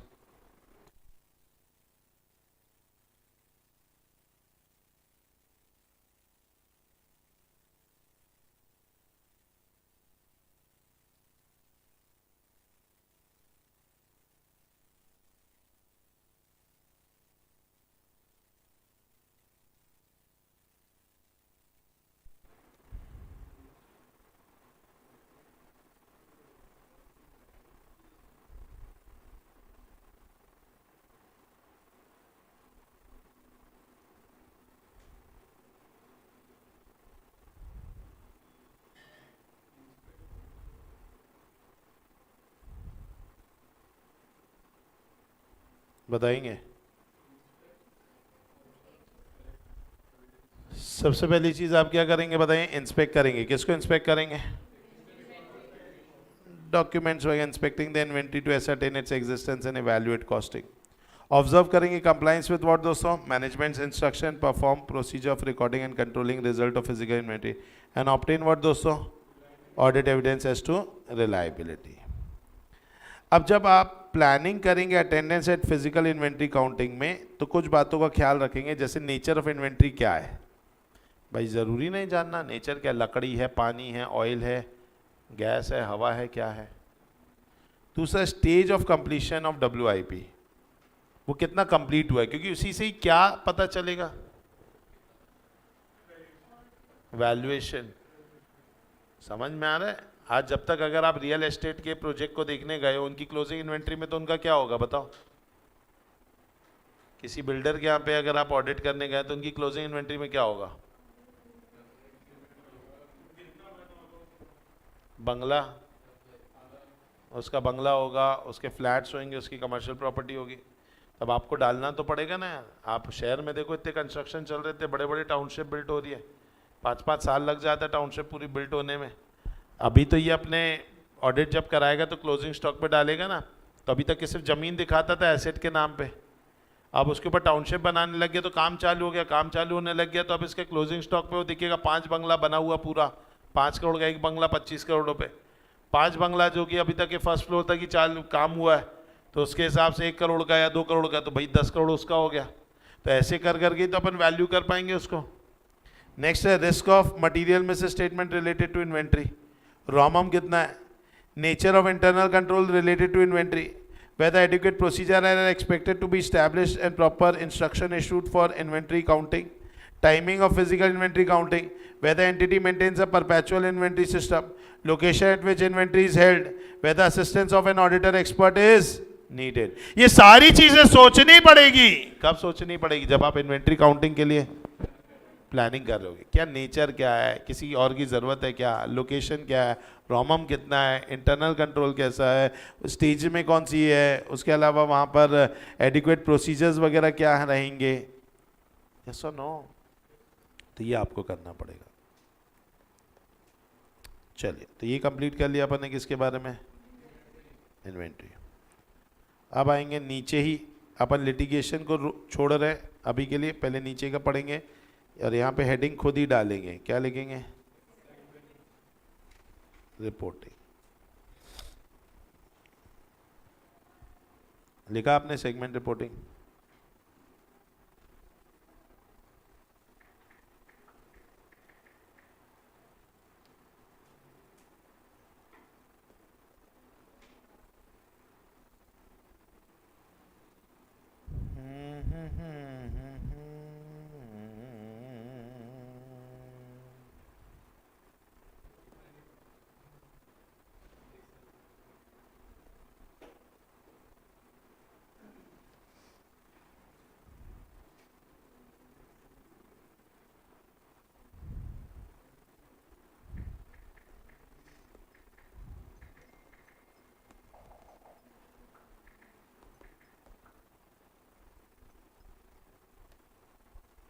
दोस्तों आप यहां पर देख सकते हैं क्या दिया हुआ है सेगमेंट रिपोर्टिंग के बारे में। दिख रहा है कि नहीं दिख रहा है आपको? तो यहां पर क्या दिख रहा है भाई? सेगमेंट रिपोर्टिंग, दैट इज यहां पर अलग अलग आपको दिख रहे होंगे सेगमेंट। इसमें एक FMCG है बेटा, सिरगेट। FMCG क्या है? अदर्स। होटल है, एग्री बिजनेस है, पेपर बोर्ड है। तो आज इन्होंने क्या किया, ये बाकायदा पूरा इसको बहुत अच्छे तरीके से दिखा दिया है कि सेगमेंट रेवेन्यू ग्रॉस कितना है, सेगमेंट रेवेन्यू के बाद सेगमेंट रिजल्ट बता दिया है यहाँ पे। तो आप यहाँ पे देख सकते हैं कि रेवेन्यू दिखाया गया, उसके नीचे आप देखेंगे तो क्या दिख रहा है बताइए? यहाँ पे रिजल्ट दिख रहा है। उसके नीचे आप जाएंगे तो आपको और दिखेगा अदर इन्फॉर्मेशन। उसके और नीचे जाएंगे तो भैया यहाँ पर आपको मिल जाएगा geographical information, with in India, outside India. मतलब आप देख रहे हो हर एक चीज़ के बारे में एकदम माइन्यूट इन्होंने क्या दे दिया है? डिटेल दे दिया है। तो ये जो सेगमेंट्स हैं, ये सेगमेंट रिपोर्टिंग का पूरा कंसेप्ट जो होता है वो AS 17 के तहत होता है। और ये पूरी बातें सिर्फ और सिर्फ किसकी है? डिस्क्लोजर की। किसकी है बताइए? डिस्क्लोजर की। तो आज अगर अपन बात करें दोस्तों तो बेसिकली जैसे सिगरेट्स की बात की जाए तो लगभग 28,000 करोड़ रुपए का क्या है, धुआं धुआं बेटा। अरे ये सुनो, लोग इतना पी रहे हैं बेटा, ये सुनो। और 2022 में यही फिगर कितना था, 23,000 करोड़। तो आपको क्या लग रहा है, लोगों ने सिगरेट पीना बढ़ा दिया है बेटा? समझ में आ रहा है कि नहीं? जो छल्ले पे छल्ले बनाए जा रहे हैं बेटा, समझ में आ रहा है? यस। तो अगर अपन बात करें जो चीज़ करने से रोको वही चीज़ करने में ज़्यादा मज़ा आ रही है, ठीक है? तो इसीलिए सरकार इतना मना कर रही है और ये लोग जो है बेटा इतना पिए जा रहे हैं। चलो, इसके तहत आप देख सकते हैं यहाँ पर प्रॉफिट की बात की जाए तो आप देख सकते हैं प्रॉफिट पहले 17,000 करोड़ का था, इस बार कितने का है, 22,000 करोड़ का है। अगर अपन बात करें बेटा प्रॉफिट फॉर द ईयर, पिछले साल 15,000 करोड़ का था, इस बार 18,000 करोड़ रुपए का है। और टैक्स भी आप देख रहे हैं 6,000 करोड़ के आसपास क्या दिया गया है, टैक्स दिया गया है। एसेट के नाम पर आप देख रहे हैं दोस्तों, अगर हम बात करें तो भाई पहले एसेट थी 6,654 करोड़ की, इस बार हो गई 7,290 करोड़ की। समझ में आ रहा है? तो ये सारी चीज़ें हैं जो कि अपन को यहाँ पर देखने के लिए क्या हो रही है बताइए, मिल रही हैं। तो ये जो चीज़ें हैं दोस्तों, ये बेसिकली हमें सारा कुछ देखने के लिए यहाँ पर मिल जाता है किसमें, सेगमेंट रिपोर्टिंग वाले पार्ट में। बोलो कोई भी डाउट? पक्का? चलिए, और यही चीज़ें आपको यहाँ पर पढ़ने के लिए अब मिलेगी। तो आइए अब अपन पढ़ते हैं दोस्तों। क्या लिखा है, auditor shall obtain SAE about regarding the presentation disclosure of what, segment information in accordance with applicable FRF. आगे पढ़िए और बताइए क्या लिखा हुआ है।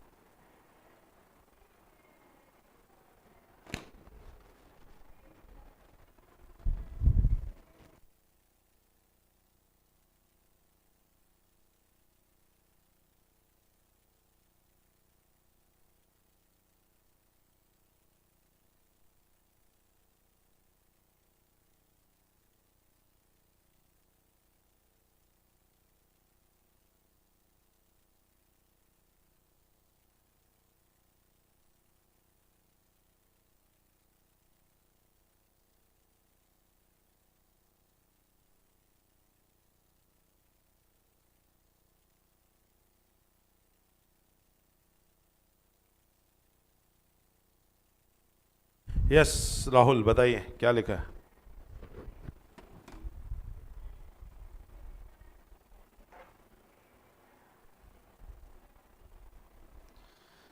क्या लिखा है, the auditor should obtain what दोस्तों, SAE regarding what, presentation and disclosure of segment information in accordance with applicable FRF. कैसे कैसे करेंगे राहुल भाई?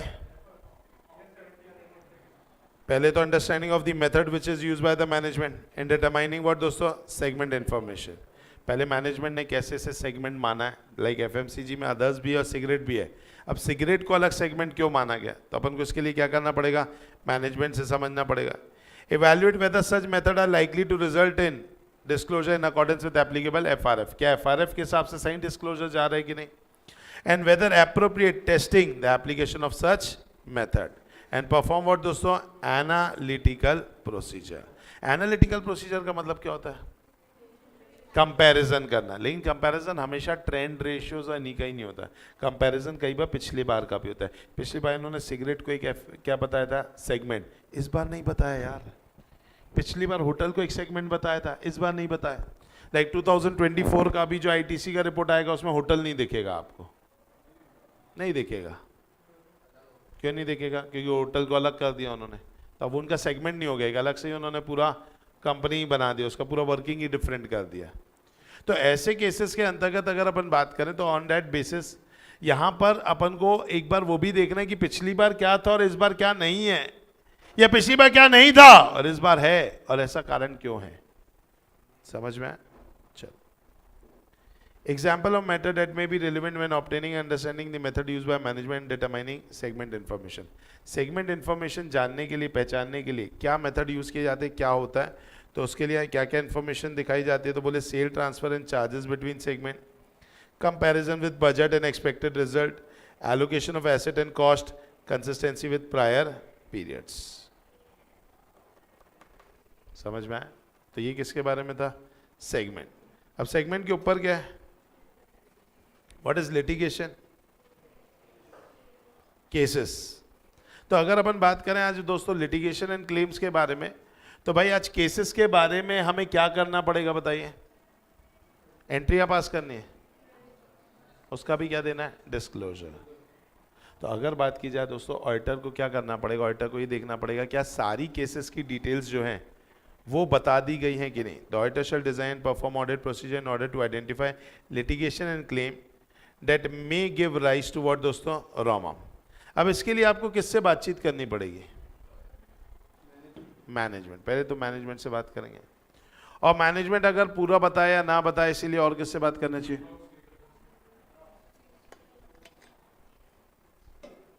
लीगल काउंसलर से। एज वेल एज अगर कोई केस वेस हमारे बीच में चल रहा होगा तो उसकी क्या बोर्ड मीटिंग में जिक्र होता होगा? तो एक बार बोर्ड मीटिंग के मिनट्स भी हमें क्या कर लेना चाहिए? पढ़ लेना चाहिए। तो तीन चीजें थी, inquiry of management, reviewing minutes of the meeting, and reviewing what दोस्तों? Legal expenses. The auditor should go through a letter of inquiry requesting the entity's external legal counsel to communicate directly with the auditor.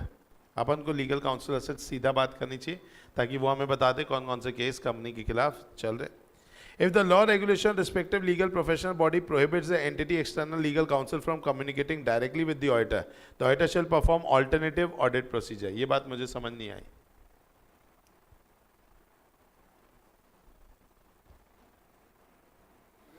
कई बार उनकी professional body उनको मना कर देती है। क्या advocate के केस में आपको लगता नहीं कॉन्फिडेंशियलिटी फीचर उनके केस में भी होता होगा?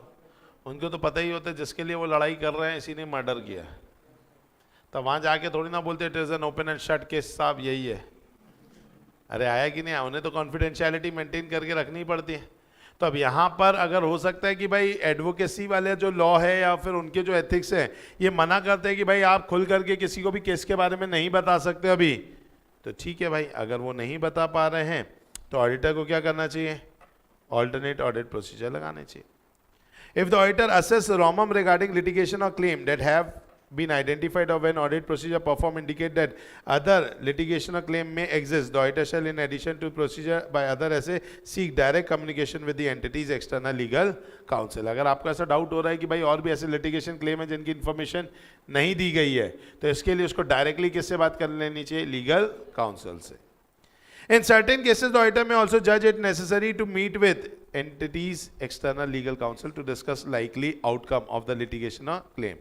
तो उसे क्या करना चाहिए? कुछ circumstances में ये भी पता कर लेना चाहिए कि भैया इसका आउटकम क्या आने वाला है। ठीक है, अब जो भी उनका आउटकम आएगा तो उसके हिसाब से अपन को ये देखना पड़ेगा कि भैया हमें क्या करना है। हो सकता है कि आउटकम ऐसा आने वाला हो जिसकी वजह से कल के दिन हो सकता है हमारी एंटिटी क्या हो जाए? बंद हो जाए, गोइंग कंसर्न खत्म हो जाए, ऐसा भी कुछ हो सकता है।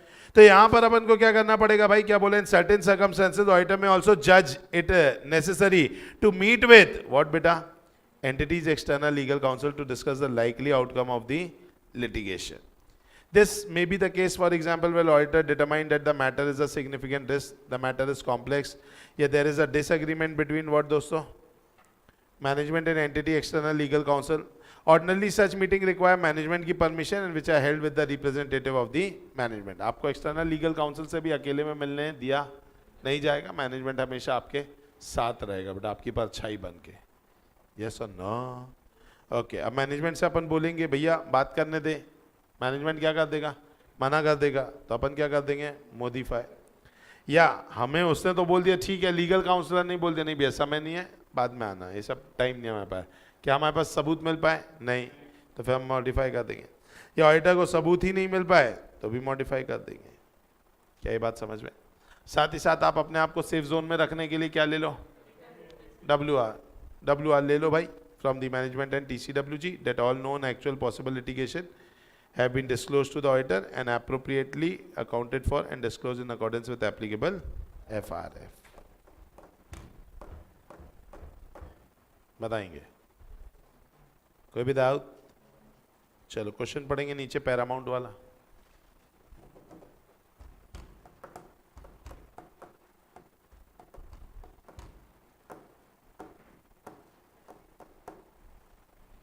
वेरी गुड, ऋतिक बताएंगे।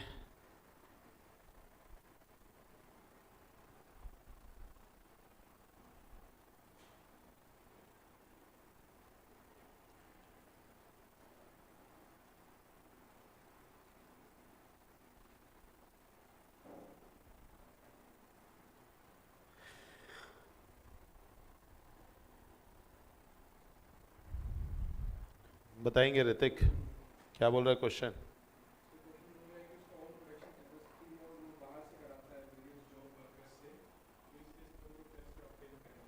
कैसे इन्वेंट्री जो कि उनके पास है वो कैसे पता चलेगी? तो अपन थर्ड पार्टी वाला केस है ये, तो अपन उन्हीं से क्या कर लेंगे, रिक्वेस्ट कर लेंगे।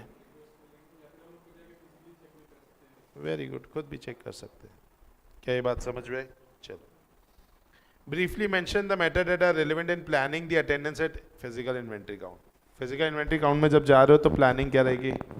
नेचर देखेंगे, रोमम देखेंगे, कौन से स्टेज में WIP की एक्सपर्ट की ज़रूरत है क्या, फिर लोकेशन क्या है, टाइमिंग क्या है, परपेचुअल इन्वेंट्री सिस्टम है क्या, आया कि नहीं आया? चलो नेक्स्ट पढ़ेंगे, P इंडिया लिमिटेड।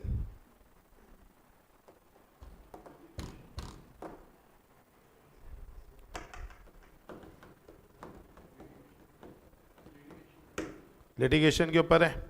क्या बोल रहा है कि भैया लिटिगेशन के बारे में आपको आइडेंटिफाई करना है, तो सबसे पहले आप इंक्वायर करेंगे किससे? मैनेजमेंट से। रिव्यू करेंगे मिनट्स और रिव्यू करेंगे लीगल एक्सपेंसेस। यहीं से ही तो पता चलेगा। बोलो शीम पॉल, पक्का? चल, तो इस तरीके से हमारे ऐसे 500 सीरीज में हमारा 501 भी हो गया, 510 भी हो गया। तो अगर उस हिसाब से देखा जाए तो हमारा 500 सीरीज में अब से 550 बचा, 570 बचा है। और कोई बचा है क्या? रिलेटेड पार्टीज 570 क्या है? Going concern. 200 सीरीज में 220 बचा है, 300 सीरीज में कुछ नहीं बचा, 400 सीरीज में कुछ नहीं बचा, 500 सीरीज में 550 और 570, ठीक है, और 710। 4 ही स्टैंडर्ड्स हमारे बचे हैं। क्या बातें समझ में आ रही है आपको? पक्का? यस। इसके अलावा आपने होमवर्क कर लिया होगा, वो तो मैं अभी चेक करूंगा ही, ठीक है। प्लस आपको नेक्स्ट क्लास के लिए भी मैं एक होमवर्क देना चाहूँगा बेटा, स्पेशल ऑडिट में ही।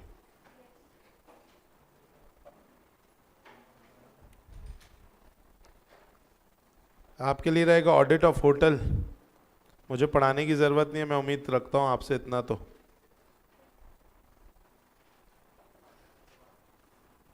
आपके लिए होमवर्क लगेंगे audit of hotel, partnership firm, audit of hotel, और कौन सा बताया? Partnership firm. ये दो आपके लिए क्या रहेंगे दोस्तों? होमवर्क है, ठीक। और एक और लिख लीजिए, बस छोटा सा ही है ये बेटा, इतना सा बेटा। मेरी कश्ती भी कहाँ डूबी बेटा, जहाँ पानी कम। तो ऑडिट ऑफ सोल ट्रेडर बेटा, पेज 256, बस इतना सा है, इतना पूरा पेज नहीं करना है, यहाँ तक करना है बेटा। हाँ अच्छा, audit of soul trader, partnership firm हो गया, सोल ट्रेडर और होटल, बस इतना ही है। पक्का? चलो, अब डेली बेसिस पे क्वेश्चन बैंक लेकर के चलेंगे बेटा आप लोग, तो फिर नीचे से ले लेंगे, ठीक है। तो क्वेश्चन बैंक नीचे से इशू करा लीजिए, अगर आपको नहीं मिला तो रोज़ लेकर के आएंगे, क्योंकि बहुत समय हो गया। हमने कंसेप्ट तो अब पूरे पढ़ लिए, अब थोड़ा क्वेश्चंस भी करने का समय आ गया, ठीक है। तो ये चीज़ है। और फिर अगर अपन आगे बातें करेंगे, आगे आपकी टेस्ट सीरीज़ थोड़ी जल्दी जल्दी होगी, फ्रीक्वेंट टेस्ट सीरीज़ होंगी आगे, क्योंकि हम थोड़ा नॉन टेक्निकल पार्ट पे आने वाले हैं हम, ठीक है। जैसे कि अब हमारा बचा ही क्या है? स्पेशल ऑडिट बचा है, और audit of item of financial statement बचा है, और कारो बचा है, और ऑडिट ऑफ बैंक बचा है, और ऑडिट ऑफ ऑटोमेटेड एनवायरनमेंट बचा है। Audit of automated environment 1 lecture का है। ऑडिट ऑफ बैंक जो है वो माइट भी 2 लेक्चर ले सकता है, ठीक है। कारो हमारा एक आध लेक्चर में ही कंप्लीट हो जाएगा। तो हमारे पास पोर्शन अभी बचा है, ऐसा नहीं कि खत्म हो रही है क्लास, फेयरवेल वाले जोन पे मत जाओ, ठीक है। तो अगर अपन बात करें तो audit of item of financial statement काफ़ी बड़ा पोर्शन है जो बचा है। स्पेशल ऑडिट में अभी LLP और कोऑपरेटिव सोसाइटी काफ़ी बड़ा पोर्शन है जो कि बचा है, ठीक है। Yes, in government audit. तो ऐसी चीज़ें तो बहुत बची हैं, लेकिन सब नॉन टेक्निकल है। इसमें आपको अब RAP, FAP, ROMM, CP, SP, sampling, testing, internal control सुनने को नहीं मिलेगा। तो इसीलिए आपका मन जो है, आपका जो अभी इतना अपन ने बिल्ड किया ऑडिट, धीरे धीरे बेटा वापस से दिमाग बैक टू नॉर्मल चला जाएगा। तो जो पढ़ा है वो पूरा वेस्ट हो जाएगा। इसीलिए अपन थोड़ा थोड़ा क्या करते रहेंगे, क्वेश्चन बैंक को टच करते रहेंगे, तो ऑटोमेटिकली वो चीज़ वापस से उठती चली आएगी। तो डेली बेसिस पर आपको क्या लाना है बेटा, क्वेश्चन बैंक। समझ में आ गया पक्का? चलो तो आज के लिए करते इतना ही दोस्तों। Thank you so much, ta ta bye bye, see ya, bye bye.